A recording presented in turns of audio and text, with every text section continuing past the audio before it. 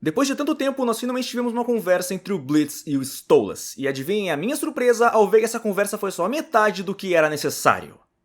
Exatamente, nenhuma surpresa, porque eu venho falando que as coisas iam dar errado na primeira conversa tem mais de um ano. Os dois acabam sendo terríveis em expressar suas emoções, então eles poderiam acabar por ferir um ao outro sem dizer o que realmente sentem, como foi o caso do final de Oasis. Um acontecimento que infelizmente poderia vir a se repetir, a menos que o Blitz consiga resolver seus problemas e que o Stolas tente entender como o Blitz realmente se sente. Mas mesmo assim, sem sinceridade de ambos os lados ao mesmo tempo, uma reconciliação me parece quase impossível.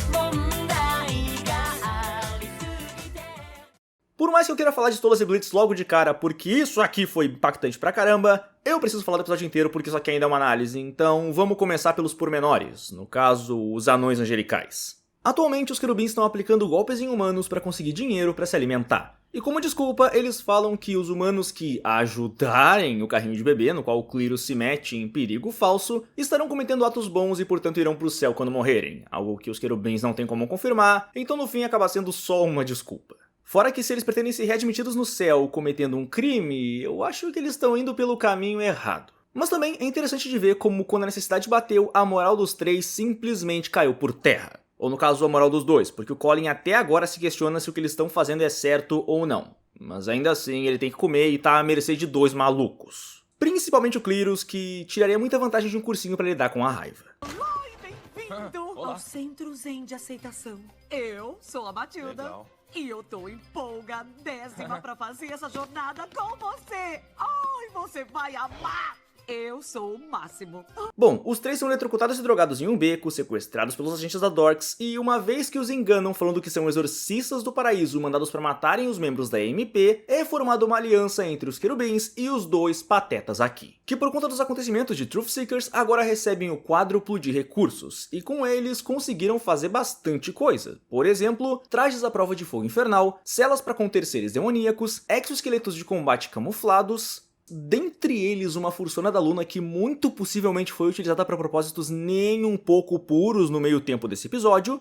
Nesse caso, eu imagino que seja mais um caso de Millie Moxie, onde a fêmea da espécie é o macho da relação. Fora que, aparentemente, eles aprenderam que armas do período Edo não são tão úteis em combate quanto alguns animes e jogos fazem parecer. Então o pessoal decidiu por comprar armas de fogo e entregar elas para o que deve ser o pior medo de qualquer militante chato do Twitter: um exército de sacerdotes treinados para combate criados em laboratório. Chefinho, por que você está olhando tanto para esses tubos com sacerdotes dentro? Eles me lembram do laboratório onde eu fui criado. Não são lá as melhores lembranças.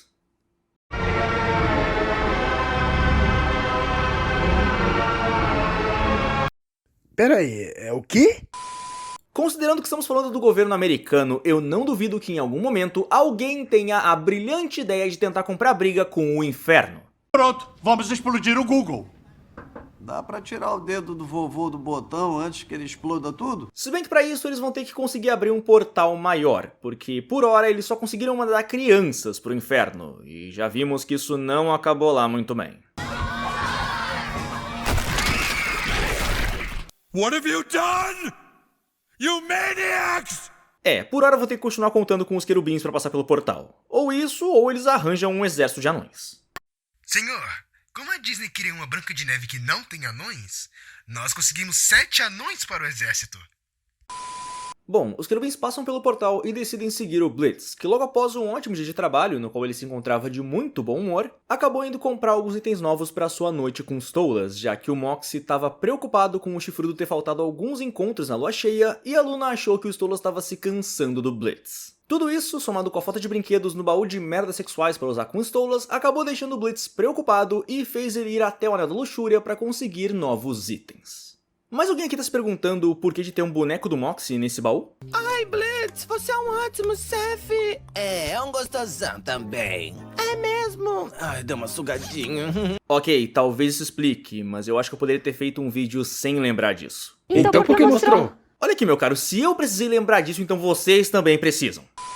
Bom, na luxúria, os querubins seguem o Blitz e esses momentos foram simplesmente cômicos, porque os anjinhos aqui achavam que o Blitz iria usar o que estava comprando para torturar seres humanos enquanto os matava. O Colin até desmaiou quando viu a cadeira de tortura prazerosa que o Blitz estava olhando. Oh, just some of those. Mas de longe, a melhor parte das lojas acabou sendo ver mais uma vez como a relação do Fizz e do Blitz melhorou nesses últimos tempos. Agora, os dois estão se dando muito bem e o Fizz até apresenta os melhores itens que ele e o Ozzy possuem. Dentre eles, o meu pessoalmente favorito, o Dragon Driller 5000. Winator! Agora com vibração. Now with vibration.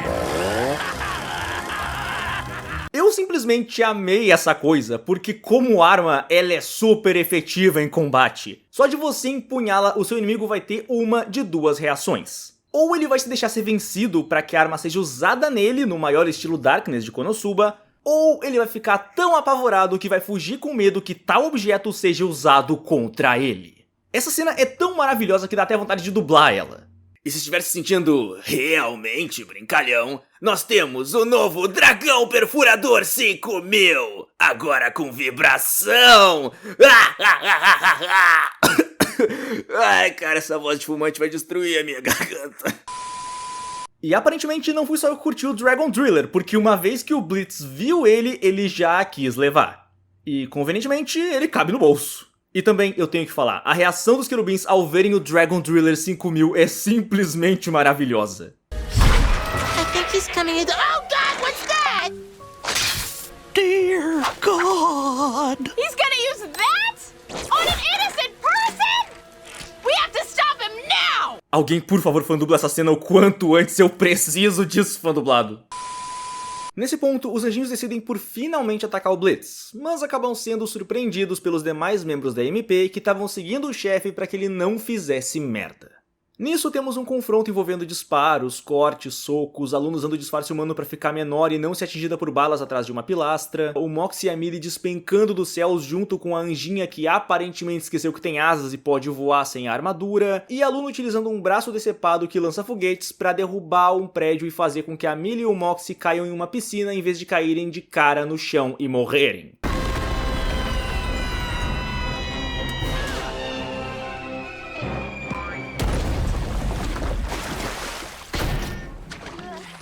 E por favor, ignorem a aparente falta de leis da física nesse momento específico. E um ponto bem interessante, o Blitz não percebeu que a luta aconteceu, e quando ele finalmente se vira ao escutar o barulho das explosões que derrubaram o prédio, um ônibus convenientemente bloqueia a sua visão. E pelo que o ônibus mostra, o Mamon não quer mais os Robofizz e tá querendo se livrar deles. E com tudo isso, os anjinhos são mandados de volta pelo portal com uma bela rabada da Luna. Ah, que inveja, quem dera fosse eu ali. Como é que é, Dust? Bem... Fênix, bota a cena!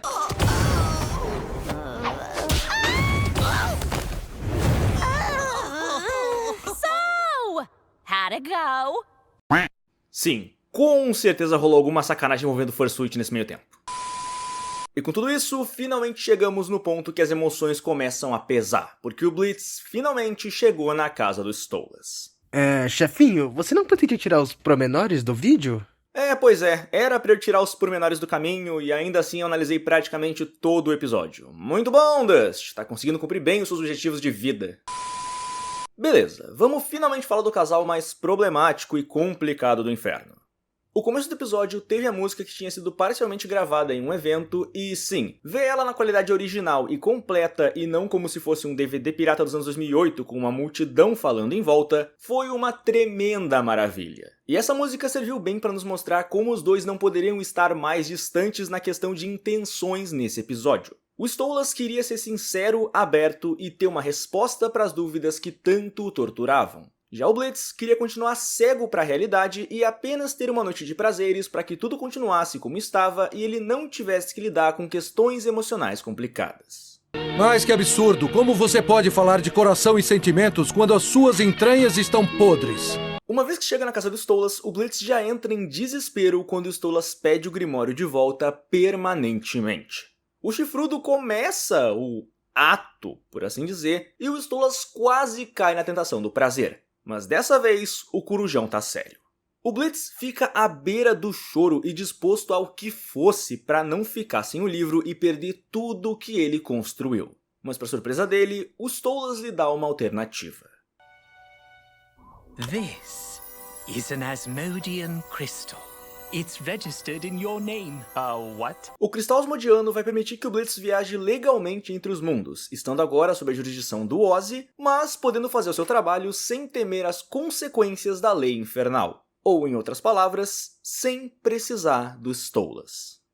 Apesar disso parecer algo maravilhoso para o Blitz e para o seu negócio, ele simplesmente não consegue entender o que está acontecendo. E infelizmente as coisas não melhoram quando o Stolas explica como ele realmente se sente. Porque uma vez que ele diz que não quer que o Blitz fique com ele porque é obrigado, mas sim porque realmente quer estar com ele, o Blitz simplesmente não consegue entender e a mente dele trava. Ele não entendia o que estava acontecendo e com essa declaração do Stolas, a mente do Blitz simplesmente entra em curto e não sabe como reagir. O olhar de desespero deixa isso bem claro. E é nesse ponto que a coisa acaba como eu temia que fosse acabar, com o Blitz voltando a se fazer de cego pro mundo. Okay, alright, you're fucking with me. Oh shit, here we go again. Aqui eu preciso falar de um ponto que todo mundo já deve ter notado: os olhos do Blitz. Todos conhecem o ditado "os olhos são a janela da alma", e a série adora expressar isso com o Blitz. Toda vez que ele lida com uma questão emocional forte, os olhos dele acabam ficando muito mais brilhantes e expressivos do que o normal. Aconteceu em Ozzy, aconteceu em Western Energy, aconteceu no episódio do acampamento, que eu prefiro nem lembrar porque... essa coisa...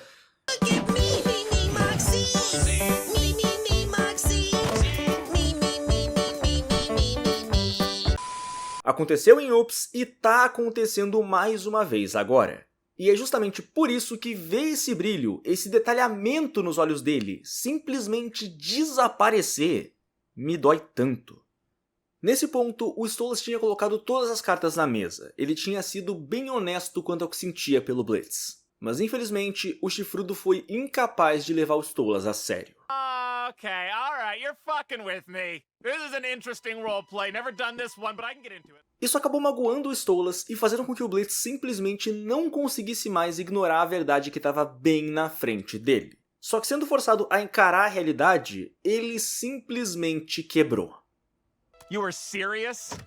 Oh, hold on now, Stolas. What the fuck? Fuck you, Stolas! You spring this feelings bullshit on me? Are you fucking kidding? Can I get a fucking minute to think after everything you put me through, you pompous, rich asshole? O Stolas não podia estar mais magoado, e para infelicidade de todos, a resposta do Blitz foi simplesmente optar pela raiva. Ele não teve nem tempo de processar tudo o que o Stolas tinha dito, ou melhor, jogado na cara dele. E no momento em que percebe o quão cruel as palavras dele foram, já era tarde demais. Ele magoou ainda mais o Stolas, que por sua vez, simplesmente mandou o Blitz para fora do palácio utilizando magia. E com isso, o episódio termina com um gigantesco... What the... Fuck!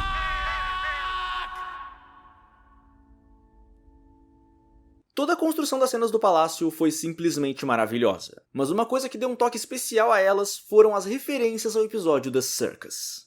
Se olharem bem, tem um livro de piratas ao lado do Grimório do Stolas na estante, e esse é exatamente o mesmo livro que o Stolas mostrou pro Blitz quando se conheceram ainda crianças. A conversa deles se passa no mesmo corredor em que brincaram no passado, e a sala em que o Blitz agiu movido pela raiva, magoou o Stolas e foi expulso do palácio foi exatamente a mesma em que se conheceram quando crianças, quase que seguindo uma ordem reversa dos acontecimentos em que se conheceram. No caso, corredor e sala do candelabro, e anos depois no quarto. Dessa vez, tudo começou no quarto e terminou na sala do candelabro.